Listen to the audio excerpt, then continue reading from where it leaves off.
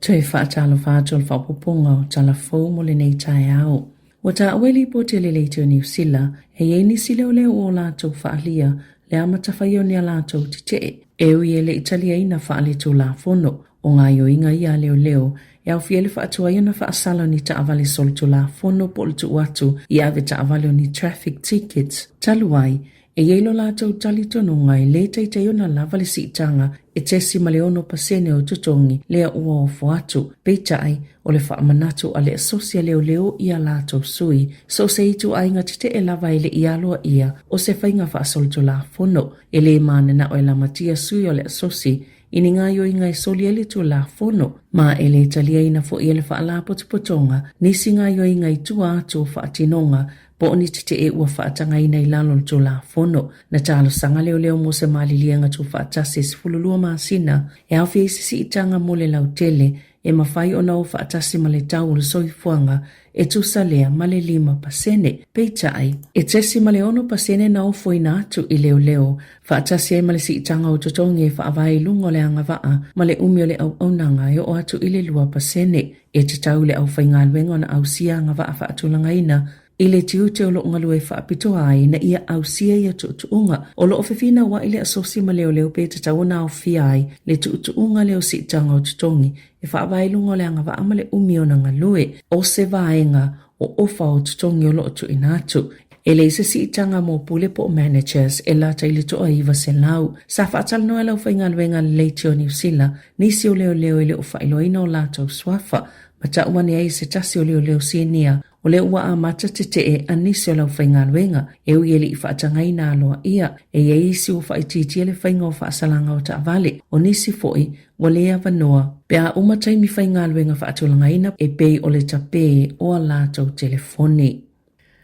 Na whaalia le unia fōma i sinia, wa whaopopo ina pele numero ngase, e le mawhaio na waaise fōma i whaapitoa, e ui whaasino atu e lātou fōmai, na maua se li ipote le asosio fōmai whaapitoa, le ASMS, e to atasi mai le to alima ngase, e whaasino atu e lātou fōmai po GP, sa le Italia ina le tau sangatalua i tō malo e fitu, peitai, e le o manino le leile au te lingol whaafita hauli, ona e le o awina matu whaatsia le soifua malolo ina, ia whaamatalanga, i tō malo e fitu, na si itia male se lau maltasi a feiva se lau ono lua, ile tau sanga i lua fe lua tolu, ile se lau se fulu afe iwa se lau se fulu ono, ile tau sanga lua fe lua faa, leo fa inga o ngase na te ena i fō mai wha apitoa, nia lātou siaki, ai se lau se fulu lua afe tolu se lau faa valu, leo o yeli tolu tonunga o le ai le lua afe lua 5, na ta ufo ile li poti, a whai etu maupele etu langa i tū malo umai se fulu maleiwa, o lona winga, o lea o atu ile lua se lau 5 se fulu 5 afe tangata,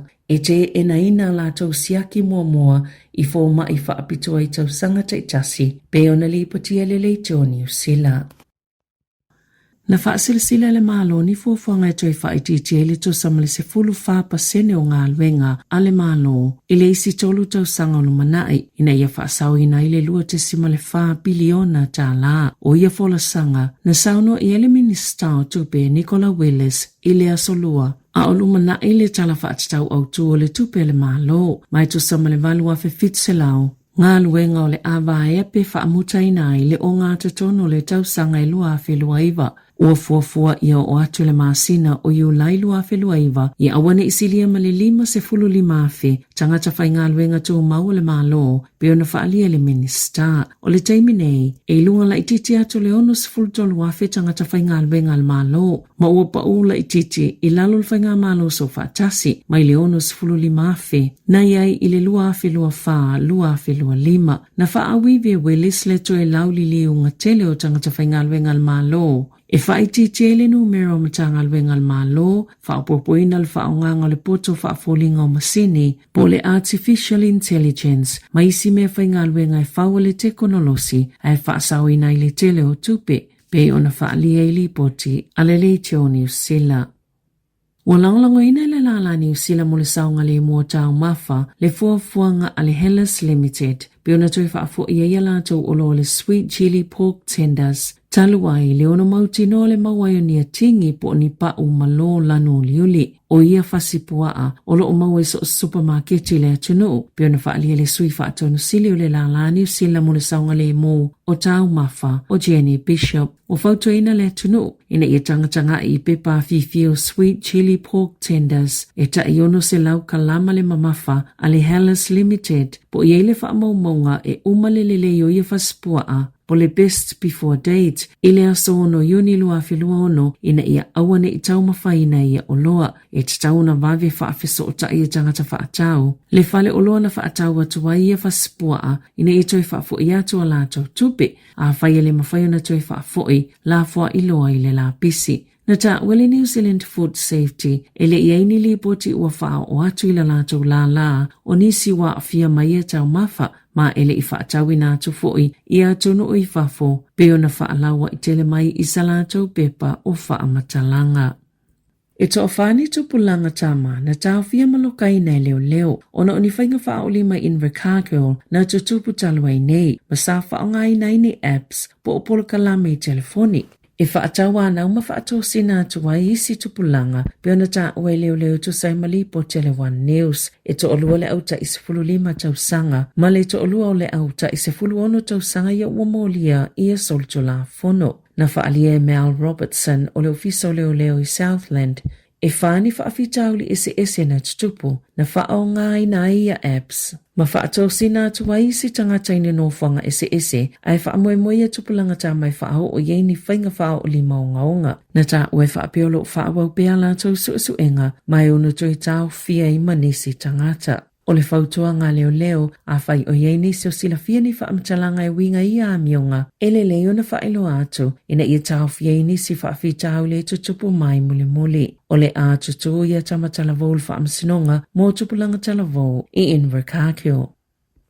Ua suia I New Zealand le tula fono ina ia aloa ia pe aveai masoli tula fono a mionga ia whaongai le AI e fausia ni ata o leo po o videos mātanga ina ia whaafolinga mai o se tangata moni e ui lava o ni whaunga pepelo o le vaiaso nei le whaiel whaitonga momo le pili po o le tula fono tau whaofi. O le Deep Fake, Digital Harm and Exploitation Bill ma ua whailo le lango ato ale pale mene. I lalo le teu ngal tu la fono, a whai e whau, whaasoa, ma whaatau atu se tangata ni ata, po ni videos pepelo whainga mātanga, na whaonga aile AI po le poto whaafolinga masini kompiuta. O le a avelia whainga masoli tu la fono. O le tu la fono, o se tali I le vavetelo le sosolo le whainga e au whieli titalanga o le polkalame le li bilionea o Elon Musk e ta o le Croc AI chatbot. I lunga o le X, le whaonga e tangata e whaini ata mātanga e tamaita I mateini. Ma whawai le whaitau miliono ni ata pepelo mātanga whaapea pe ona ta uele Radio New Zealand. Elena o New Zealand le whiangai, ma lea whaafitau li tele. Wa mātona whaalau tele ni tu la fono whaapea Peritania tele, au Setalia, Korea I Saute, ma le United States. E moli ai le tu la fono, ma whaasalai tangata e whaianinga yo inga whaapea. Wali putia pele ma tautia o whainga whaapea o lo whaia e whaasanga le I tupa o tamaitai, na ta oe se tasi suenga. E tu samale iwa valu pasene o ata videos pepelo whaapea po deep fake videos I lunga o penga ta whailangi o ni ata mātanga o lo o whaalea ngai le tupa o tamaitai. Ia tunu I whafo, ho tauli maina e Peritania ni uto whala au e tā ua o whavi piravia mai Japani e tau fiele pepesi o le virusi le hantavirus. Le ieli so tanga I le meli po le waa mōtanga ta whao o le Honduras e tu saima se whaamatalanga le la o le puipuinga o le soifua malolo I nā Peritania o lo tu maupeona maua lalo le avanoa I ono pepesi te le ile virusi I le atunuu. Na taula le Honduras I le wafu I Rotterdam I le asonga fua ma ave isi ile au waa whaapea ma fō mai. E to tolu tangata ua maali liu mai tangata e to o valu ina wha maonia le virusi. Ai to lua tangata yele talitununga e yele so otanga malevaa. Ele se fufufa apito mo le hantavirus le pipesi mai isumo peitai. E se aona mawhaio na pasi atu. Ele tasi tangata ile isi. Mai se ilonga fo ye umio na vāvala lata le fe so ota inga. Wata ua e maasani o na whaalangolango le whaingo tongu fitinga. Le lava o le malo lo, ma le to anga inu le vai. A yei fo ini singa